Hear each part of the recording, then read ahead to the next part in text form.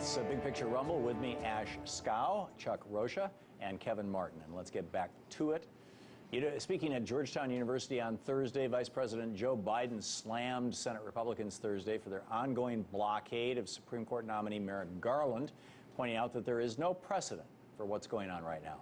He said that during his time in the Senate, every nominee got a vote no matter what. Every nominee was greeted by committee members. Every nominee got a committee hearing. Every nominee got out of the committee even if they didn't have sufficient votes to pass within the committee, because I believe the Senate says the Senate must advise and consent. And every nominee, including Justice Kennedy in an election year, got an up and down vote.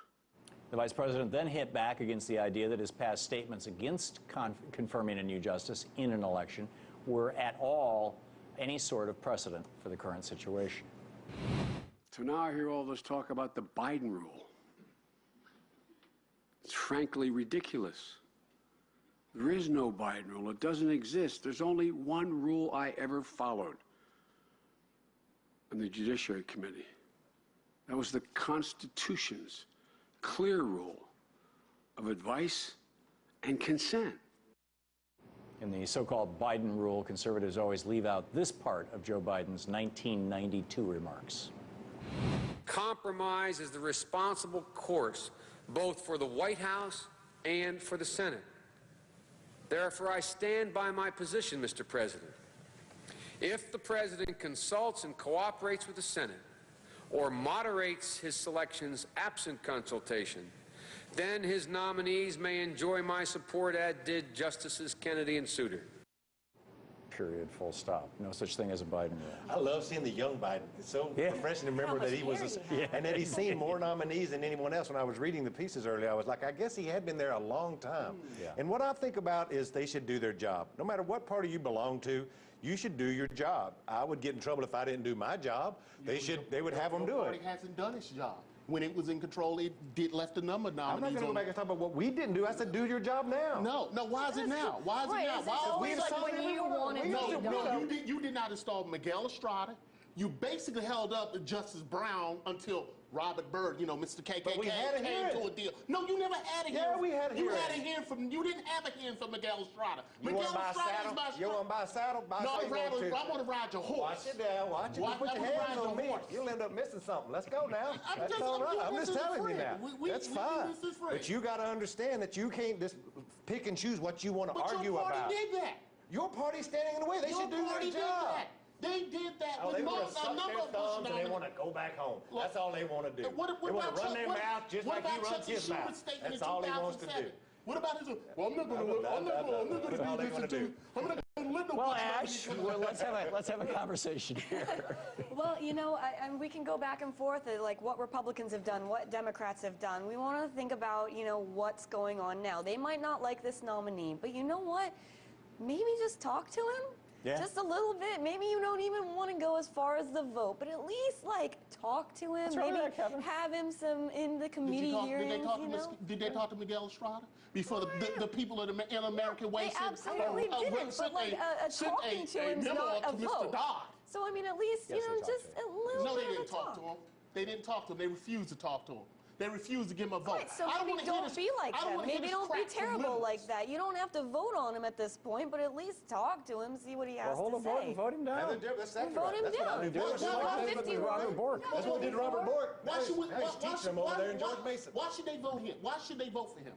Because the Constitution says it's their job. But they didn't do their job in 2005 when your party ran the Senate. So you're saying that because in your mind the Senate screwed up once, that they should continue screwing up. No, Chucky Schumer and them screwed up a number of times. Okay, they didn't do their constitutional duty. So you know what? So the new Kevin Martin rule is if the Senate screws up once or twice or 3 or 4 times, then in the future they should always screw up.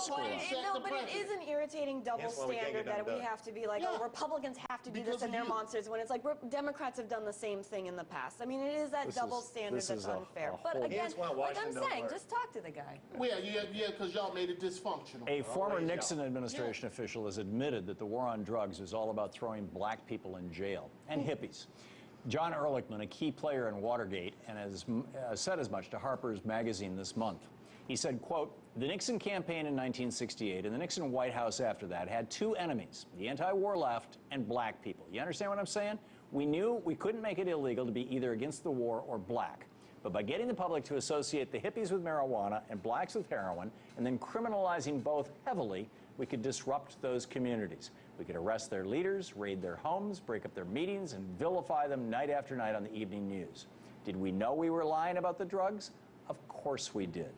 So now that we see the war on drugs was a total lie, we've got millions of federal prisoners for pot, and by the way, in Portugal, where they've decriminalized all drugs, they have seen a radical drop in the use of all drugs, a radical drop in the transmission of diseases like hepatitis C and HIV, and a radical drop in overdose deaths. Well, an even bigger irony is that who's dying most from heroin overdoses in the States now? It's white men at this point. I mean, it's on an insane increase. I mean, if you look at, what is it, 40 times, 15 times? It's an insane increase over the past decade even. Men are dying more from women, and white men now on some other drugs. It's Hispanics or American Indians are having a big problem as well, and blacks. But when it comes to heroin, which is one of their bases, and if you look at marijuana as well, you've already got states moving toward decriminalizing it, and pretty much everybody uses it, whether you're white or black. It's not a proportional thing. So,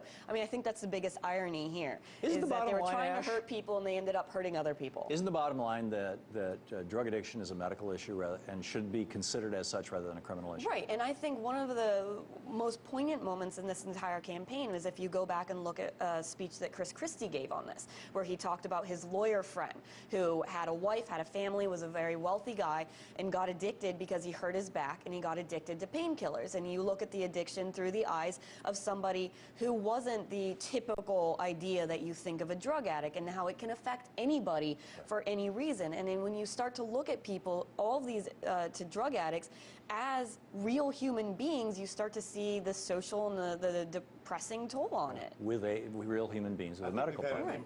Imperfect union. I think we try to form a more perfect union. And I think anytime we see statements like that from anyone, that it's disgusting on lots of levels. For me personally, I can't speak for any of the other guests. But I think how we react to that and what we kind of bringing it to modern day, I think there's lots of injustices still in the world. And I think we have to learn how we deal with them and how we react to them. I think what he said was true, and I don't think he was lying about that. And I think that being a person of color and dealing with the neighborhoods I've dealt with, I think everybody deals with them in their own way. We've all seen different parts of this play out in real life, and I think how we deal with it going forward, whether it's legalizing marijuana, legalizing this drug, and making criminal reform a big part of what now Democrats and Republicans are talking about, are trying to change part of that mistake that was made in the past. I don't think it forgives it, but I think people are reacting to it. Absolutely. That criminal reform is something Republicans and Democrats are both behind so heavily, and yet they keep going into these wedge issues that we've talked about tonight already. So, I mean, why can't, I always ask, why can't they just come together at least? Criminal justice reform. Everybody can have a big happy moment because everybody is on it, where we're saying we're not going to throw you in jail because you have an ounce of weed or a little bit of heroin. Maybe if you're dealing a whole lot more, that's different, but we're locking people up in jail for non-criminal acts, putting them with, or, you know, not non-criminal, non-violent acts, putting them with violent people and making their lives a whole worse, which you've got the recidivism and the just inability to ever get a job. And they still have a medical problem. Right, and the medical problem's not dealt with. Kevin, are you going to be the contrarian here, or are you going to agree? No, I'm not. Actually, I'm not. I actually agree. As somebody who's had family members who have been drug addicted, and I say it started in 1970 and really just ended in 2008. Because we had bills, where, and you're right, there was a Southern strategy with Nixon. Just like in 1994, there was a strategy to get white people, white working class people, suburbians, to feel comfortable with the 1994 crimes bill. It was, okay, in 70, you had the hippies, you had the blacks, we got to keep them down. Look, they're scary, they're in the corner. 1994, we had the old super predator thing, kids going to be out to kill. And I'm sorry to say this, and I don't mean to offend anybody, but both parties have gone after that working white vote by using minorities and drug addiction as a whatever you want to call it, the boogeyman, or however you term it, or the absolutely 800-pound gorilla in the room. He's right. I wish I could argue with him and tell you he was wrong, but he's right. And I don't like much things Kevin comes out of his mouth, but he's right. And it's just, everybody's to blame on We this one. have found unity. I think, is a bird going to come out of the sky and land on the podium? Dove right now. Bernie Sanders? Okay, most of the Republican fear-mongering about President Obama's plan to close down Gitmo, Guantanamo Bay, has to do with the supposedly horrific consequences of housing on U.S. soil in our supermax prisons those remaining detainees who have not been cleared for release. But at a hearing Wednesday on Capitol Hill, Republican Congressman Chris Smith of New Jersey raised a different fear. This one about detainees who have already been cleared for release. The point man in Uruguay, as we all know, for overseeing the 6 transferred Guantanamo detainees is the Minister of Interior, Eduardo Bonami. Are you confident in Minister Bonami's commitment to ensuring that the former detainees do not link up with international Islamic terrorist networks, or ensuring that these 6 individuals do not threaten our embassy personnel or American nationals in Uruguay? In other words, do you trust Eduardo Bonami and believe that he is a man of honorable character? Is it your view that the minister, this particular minister, an avowed leftist, is trustworthy? Oh my God, an avowed leftist. And the six detainees who have been taken in by Uruguay, they actually held a protest in front of the presidential mansion or palace or something a couple of weeks ago, saying, and what did they want? Did they want to blow things up? Did they want to start a war? Did they want to declare jihad? No, they wanted permission for their families to come from whatever country they were from to live with them. Right. I mean, these were people, all of them, who had committed no crimes. These were people who were sold by presumably political enemies to the United States when we were offering that $5,000 bounty in a country where the average income is $700 a year. So there's 2 pieces of it that I really feel strongly about. One is I don't want anybody to be let out of Gitmo who could ever come back and harm America again. A, I don't think anybody does. B, I think Gitmo feeds the other side overseas and gives them a propaganda to use to come and give people inspiration to come bomb us. So those are the 2 things I deal with, and I don't have the answer for either one of them, but that's what I want.